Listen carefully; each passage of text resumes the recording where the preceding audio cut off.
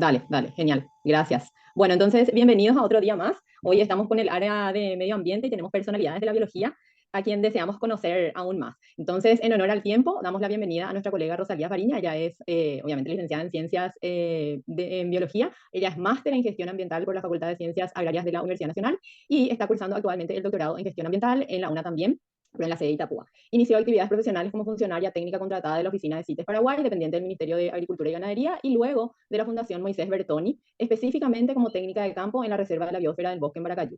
En el 2003 ingresó al Ministerio Público como técnico de la Dirección Especializada de Delitos Ambientales y luego de jefe de Departamento de Evaluación Registral, sumando así 20 años de antigüedad en el desarrollo de actividad técnico-ambiental en dicha institución. Actualmente es profesor asistente de las cátedras de la Cátedra de Introducción a las Ciencias Ambientales y Gestión y Conservación de Recursos Naturales de la carrera de Ingeniería Geográfica y Ambiental de la Facultad de Ingeniería en la UNA. Es también docente de maestría en la Universidad Nacional de Itapúa, así como en la Universidad Nacional de Concepción, y coordinadora y docente de la maestría en Política y Gestión Ambiental del Instituto Superior Vía Pro Desarrollo de Asunción. Es miembro de la Comunidad de Manejo de Fauna Silvestre de Latinoamérica, habiendo sido vicepresidenta de la misma y coordinadora del 13º Congreso Internacional de Manejo de Fauna Silvestre, llevado adelante en Ciudad del Este, aquí en nuestro país, en el año 2018. Fue además presidenta y miembro de la comisión directiva del Colegio de Biólogos del Paraguay en varios otros cargos por otros periodos también, y al menos hasta que se obtuvo la aprobación de la ley en el año 2020. Es un honor, Rosalía, presentarte. Te escuchamos.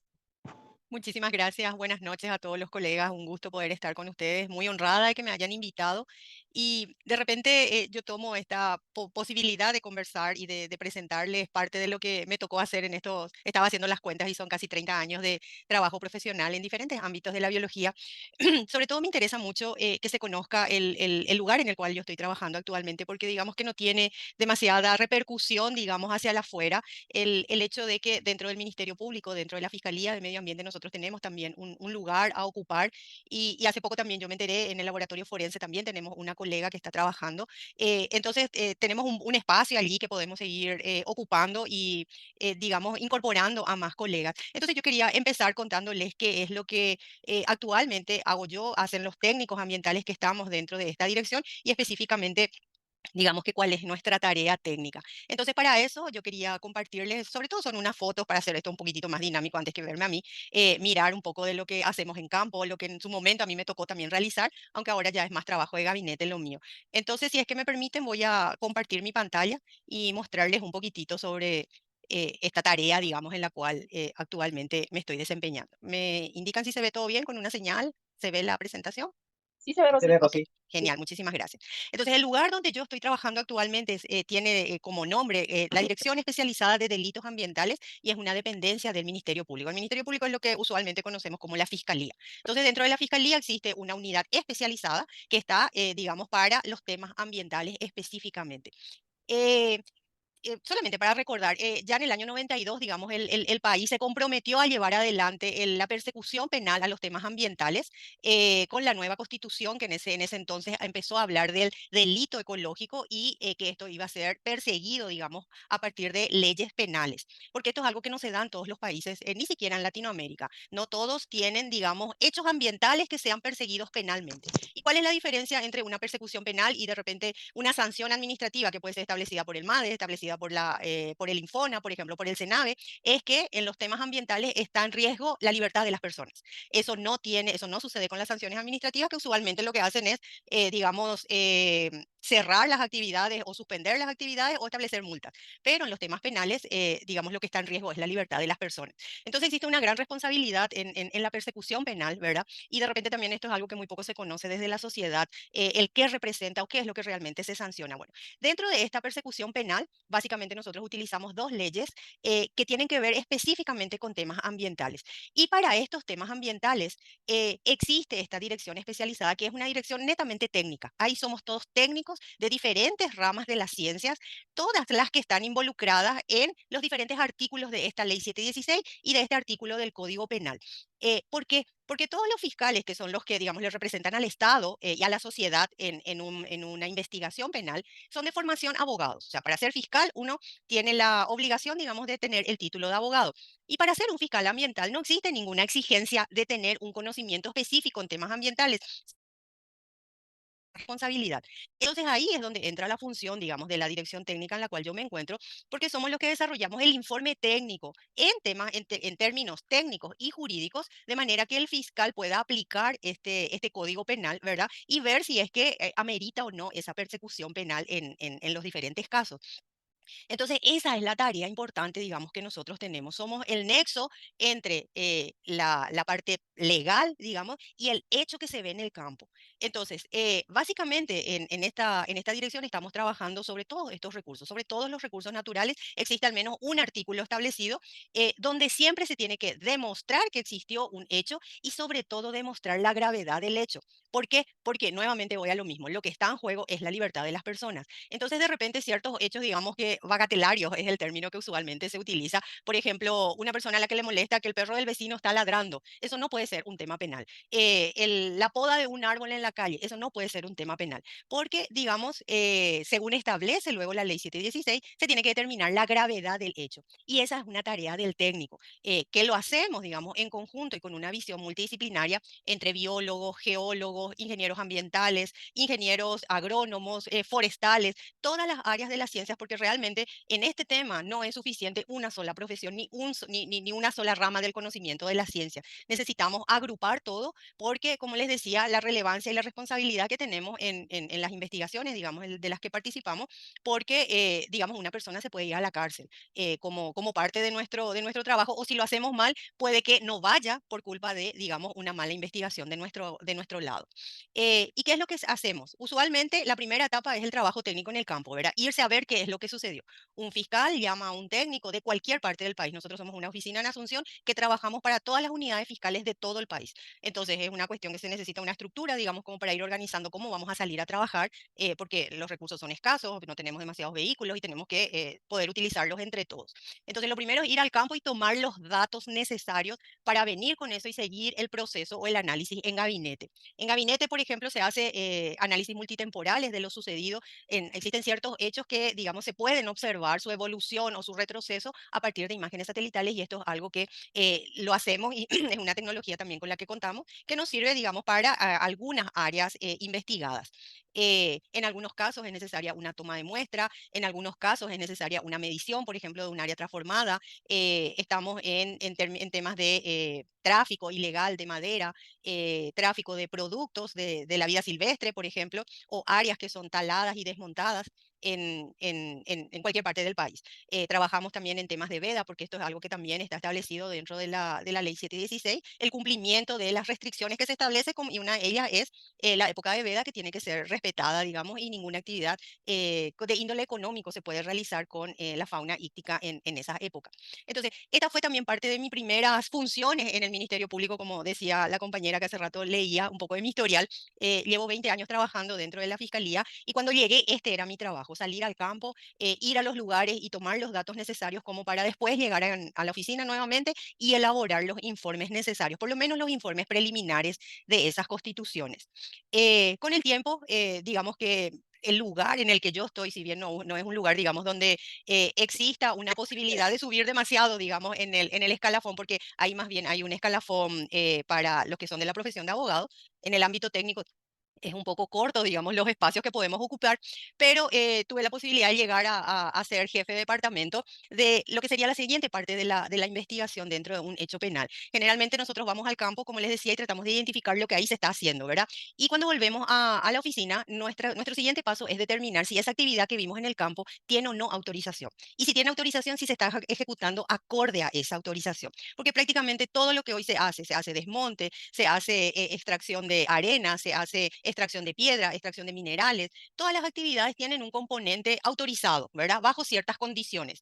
Prácticamente que no existen actividades prohibidas en el país. Entonces, gran parte de la tarea que actualmente me ocupa a mí y a otros compañeros que están conmigo en este departamento es analizar esas documentaciones, llámese evaluaciones de impacto ambiental, planes de gestión ambiental, planes de manejo forestal, cualquier tipo de autorización ambiental que sea emitida y que nosotros necesitemos corroborar si se está ejecutando acorde y tal como salió esa autorización.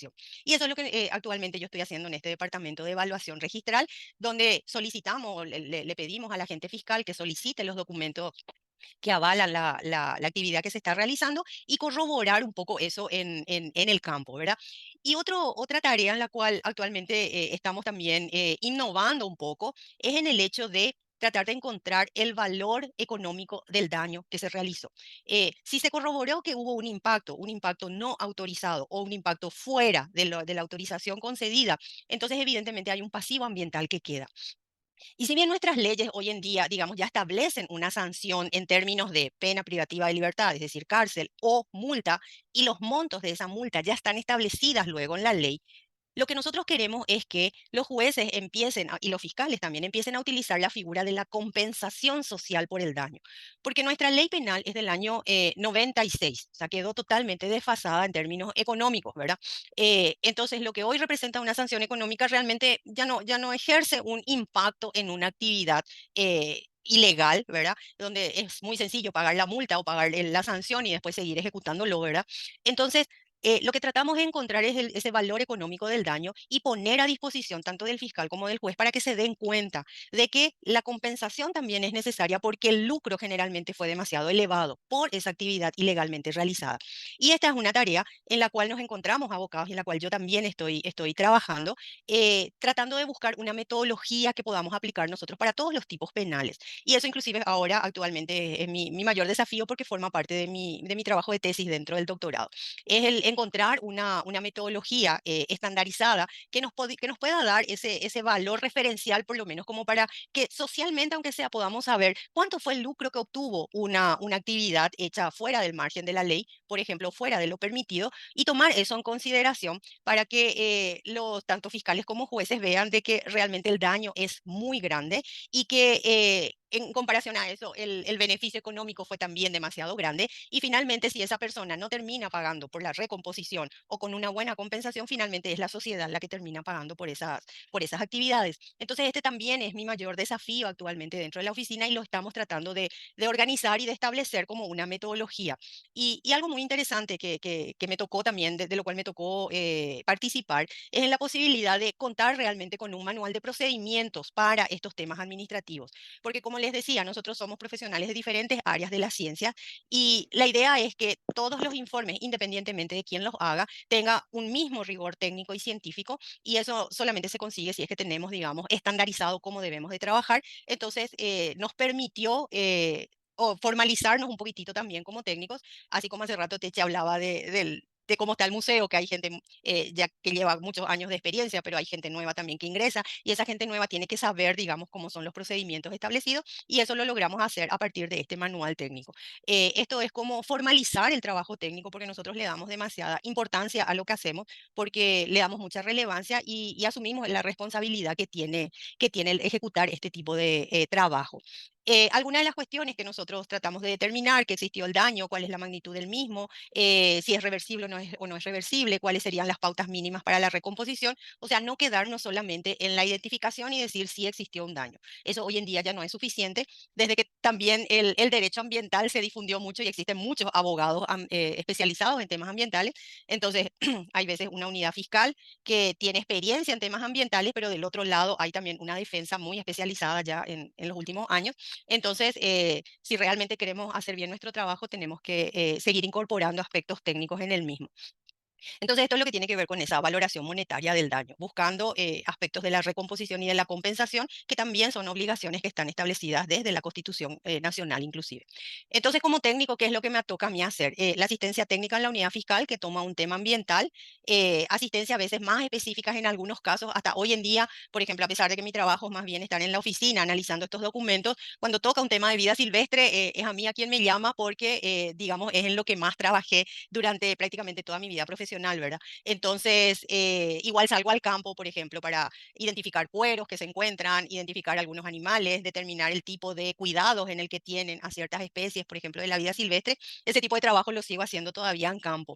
Pero aparte de eso, nosotros, como parte de nuestras funciones, es la de hacer informes y después testificar en los juicios orales. O sea, nosotros debemos hacernos totalmente responsables de lo que ponemos en nuestros informes y culmina nuestra tarea técnica, digamos, cuando testificamos en los juicios, indicando qué fue lo que hicimos, qué es lo que encontramos, ¿verdad? O bien con las tareas o funciones de perito calificado, que estas son designaciones que hace la Corte Suprema de Justicia, ¿verdad? Es decir, servimos de apoyo técnico para todo lo que el fiscal ambiental necesite dentro de una causa. Y esto es solamente para mostrarles, porque mucho se desconoce también con respecto a las sentencias ambientales y se piensa de que estos no existen luego.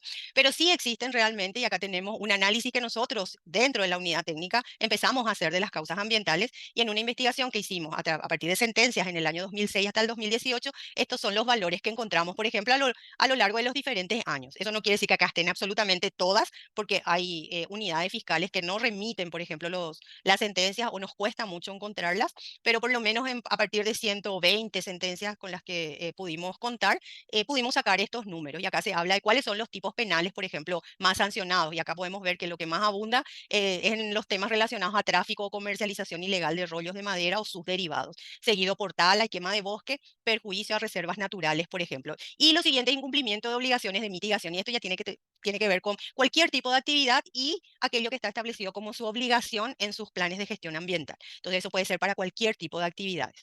Eh, Acá también el registro de la cantidad de condenados, por ejemplo, por año, los números en azul corresponden a los que son de sexo masculino y en rojo también sexo femenino.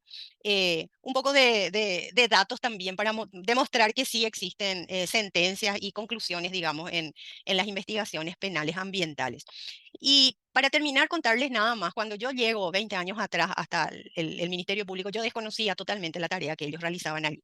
Yo me había quedado sin trabajo un tiempo antes, salí de la Fundación Moisés Bertoni y estaba buscando dónde trabajar y unos colegas me avisaron que había una vacancia estaban en la búsqueda de un biólogo, porque existían ya biólogos en la oficina y les gustaba la capacidad que nosotros demostrábamos. ¿Y cuál es esa capacidad que yo demasiado le reconozco a la facultad, por ejemplo, en términos de redacción técnica? A mí me enseñaron demasiado bien, o aprendí muy bien el cómo redactar informes técnicos y recuerdo todos los rechazos que teníamos una y otra vez hasta volver a hacer y que quede claro lo que queríamos decir en esos informes en la facultad y eso me sirvió para tener una buena redacción técnica. Y eso es algo que hasta hoy en día caracteriza a todos los biólogos con los que yo puedo trabajar por lo menos y en términos, digamos, de mi oficina yo veo y noto la diferencia con los otros profesionales ambientales. Eh, Esa fue una muy buena herramienta para mí. Lo otro fue también el haber hecho muchísimos años de trabajo voluntario en diferentes instituciones ambientales, empezando luego desde la época de ser estudiante y haber trabajado en el Museo Nacional de Historia Natural del Paraguay, donde aprendí lo que eran los viajes de campo, que después tuve que implementar también en este lugar, al igual que cuando me tocó trabajar en la Fundación Bertoni o cuando me tocó trabajar en CITES Paraguay. Cuando te dan la tarea ya no te enseñan más cómo tenés que hacer, ¿verdad? Sino que ya tenés que demostrar que sabes hacer.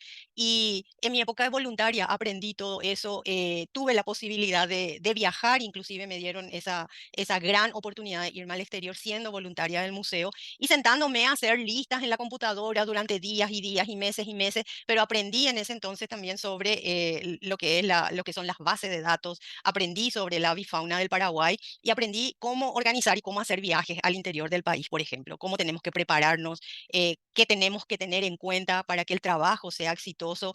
Y recuerdo haber tenido una jefa también en otro lugar, ya eso, ya no como trabajo de voluntario, sino como trabajo contratado en la oficina CITES Paraguay, que nos decía que era imperdonable que nosotros no estuviésemos preparados para algunos eventos, por ejemplo, que nos sucedían en el campo y que nosotros contábamos como anécdotas.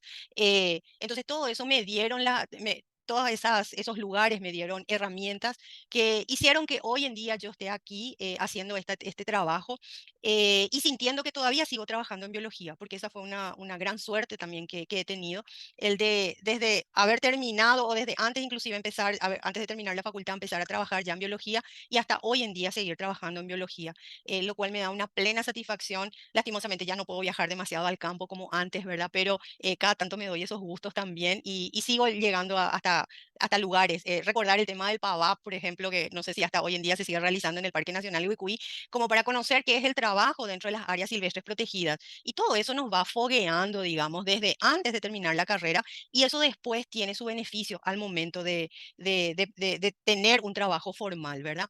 Eso me permite también hoy poder trabajar en equipos multidisciplinarios con diferentes áreas de la ciencia, que me parece que ya es una obligación luego hoy en día en todo lo que es ambiental. Necesitamos ser multidisciplinarios y mucho de esto yo lo recibí en mi formación en la facultad, así como también esa visión de que uno nunca está totalmente preparado para todo y la capacitación tiene que ser permanente y constante.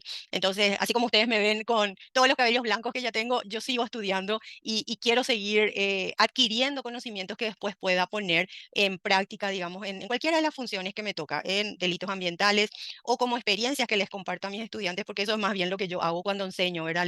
Les comento las cosas aprendidas de manera que sea, digamos, una vivencia también para ellos el análisis de lo ambiental y las problemáticas ambientales existentes hoy. Y por último, yo les dejo también mis datos y mi número telefónico porque nosotros en este lugar estamos interesados en contar, por ejemplo, con voluntarios que trabajen con nosotros en las bases de datos que nosotros necesitamos seguir cargando para poder actualizar esos gráficos que ustedes vieron. Necesitamos gente que nos ayude en eso y entonces los colegas o estudiantes son más que bienvenidos siempre que nos quieran ayudar en este tema y a la par también aprender un poco de temas legales ambientales, porque como les decía, esto es algo que yo no estudié en la facultad. Yo no sé si hoy ya forma parte de la malla curricular, pero no, en ese entonces, en mi época, no existía y aprendí cuando llegué. Entonces pueden y tienen la posibilidad también de desarrollar su trabajo como voluntarios allí y a la par que trabajan y nos ayudan, aprender un poquitito sobre ese ámbito, digamos, de lo ambiental dentro del Ministerio Público. Bueno, y eso era lo que yo quería compartir con ustedes. Dejo de compartir mi pantalla y bueno, muchísimas gracias por escucharme. Espero no haberles aburrido. Muchísimas gracias, Rosy. Espectacular todo lo que estuviste comentando. No sé si hay alguien que quiera hacer algún comentario, alguna pregunta. Muy interesante eso que necesitan, o sea, que están abiertos para tener voluntarios. Nada más saludarle a Rosy, qué gusto escucharte, escuchar tu experiencia. Un gusto como siempre, Gracias, Cristina, qué gusto verte. igualmente. Hola Rosy, te deseo mucha suerte nomás consiguiendo voluntarios, porque yo tuve mala experiencia en ese sentido, ¿verdad? Habíamos pedido voluntarios para recabar datos y para ayudarnos en la redacción del quinto y del sexto informe nacional y la gente quería cobrar, no quería hacer el trabajo por aprender. Entonces, no se valora eso que vos estás hablando de adquirir experiencia. Y muchas veces vamos perdiendo así habilidades que podíamos haber adquirido ya durante nuestra formación y que si bien se nos da en la facultad, no es lo mismo cuando estás en un lugar de trabajo donde hay una exigencia mayor. Y te deseo suerte en conseguir voluntarios. Gracias, ojalá que sí. Bueno, creo que por ahí en algún momento se puede negociar con la facultad. A ver si les sirve a Eh, ellos. sí, buenas noches. Hola Rosy. Discúlpame, no abro mi cámara porque no estoy muy cómoda. Excelente tu presentación, antes que nada. Y yo creo que el tema de voluntariado depende mucho de quién sea. Van a estar, porque yo escucho y más de una vez escucho de colegas jóvenes o estudiantes que sí quieren hacer, ¿verdad? Es cuestión de que de repente hagamos desde el Colegio de Biólogos así, recabar, por ejemplo, las instituciones que anoche alguien más también ofreció lo mismo. Entonces se releva, por ejemplo, las instituciones y se ve y se hace saber. Y no todos son que no quieren aprender, o sea, hay gente que quiere aprender, aprovechar y aprender. Gracias, Ceci, me parece una súper buena idea eso, tratar de canalizarlo a partir del colegio. Muy buena idea, gracias. Quiero hacer un comentario cortito, recordando un poco, bueno, ayer la ponencia de Mara, por ejemplo, ella hablaba justamente así, haciendo un poco de paralelismo con lo que vos dijiste, Rosy, de que de repente hay cosas que no nos enseñan en la facultad, pero vos por el camino tenés que aprender y al final te ganás tu espacio por eso aprendido. Pero, por ejemplo, Mara ayer hablaba de que en el campo que nos toca trabajar, por ejemplo, a nosotras, lo que nos caracteriza, digamos, a los biólogos es que manejamos el método científico. Y bueno, y también a vos te sirvió, digamos, lo que vos aprendiste justamente sobre saber hacer informes, que también nos sirve a nosotros, que de repente otros profesionales por ahí no son expertos, pero en la facultad aprendimos a hacer eso y entonces nos sirve para de repente ganar terrenos donde de repente pareciera que los biólogos no podrían trabajar. Así mismo es, y eso que hoy en día, digamos que tenemos una mayor competencia que la que existía en la época en la que nosotros terminamos la facultad, y encontrar ese aspecto en el cual nosotros, digamos que somos buenos, es lo que más debemos de tratar de explotar, justamente porque es lo que nos diferencia de otras carreras ambientales, como les decía. Entonces, esperando que eso siga siendo así también hoy en día en la facultad, ¿verdad? Que ese nivel de exigencia se mantenga, porque realmente daba sus frutos. Yo doy fe de eso. Súper. Bueno, no sé si alguien quiere comentar algo más o si no le dejamos libre a Rosy y empezamos con la profe Cristina. Yo quiero preguntar algo rápido, después ya le paso la palabra a la moderadora. Rosy, ¿ustedes tienen algún registro o catastro de profesionales biólogos a quienes ustedes pueden, digamos, consultar sobre ciertas cosas ahí? O es Para, simplemente, quiero saber nomás si es que hay una lista y si yo, por ejemplo, Guillermo Curita, quiero estar en esa lista y ustedes, ¿cómo me registro? Es la ok. palabra, la pregunta. Sí, para todo lo que tenga que ver con diferentes etapas del proceso penal, quien lleva adelante el registro de profesionales que puedan actuar como peritos es la Corte Suprema de Justicia. Entonces, cualquier ámbito, de cualquier profesión, ese es el lugar donde uno va y se inscribe, lleva una fotocopia de su cédula, una fotocopia de su título y dice cuál es su ámbito de interés y tiene que estar avalado por ese título, ¿verdad? Entonces, llegado el momento, ya sea para la fiscalía o para la corte, que ellos necesiten, que el juez, por ejemplo, necesite contratar los servicios de un perito, la exigencia es que tenga ese registro dentro de la corte. Y es allí mismo en el Poder Judicial donde uno tiene que acudir, lleva estos dos documentos, presenta esos documentos y después de, no sé, aproximadamente un mes más o menos lleva el tener la respuesta y te dan un número de perito y figuras ya en la lista de peritos para la corte. Esa es la exigencia. Y así lo cabello se cae. Y se cae demasiado, no va a saber. Profe, si tu micrófono está Ay, prendido. perdón. Disculpa, mi sobrinita me está hablando. Perdón, perdón. Moderadoras, acá hay también unos comentarios para que no se olviden y veo que el profe Víctor también está diciendo algo. Sí, voy a leer, a ver. Un ratito, un ratito. Yanina dice, muchas gracias, un placer escucharle, felicidades por su trabajo. Curis, importante dato. Víctor Vera, si se puede, quisiera hablar antes que Cristina, temo que me iba a... Bueno, perfecto, no sé si la profe Cristina no le cede su tiempo antes. No hay problema. Pero yo le Dale, quiero dale. ver a Víctor, le quiero ver a todos también.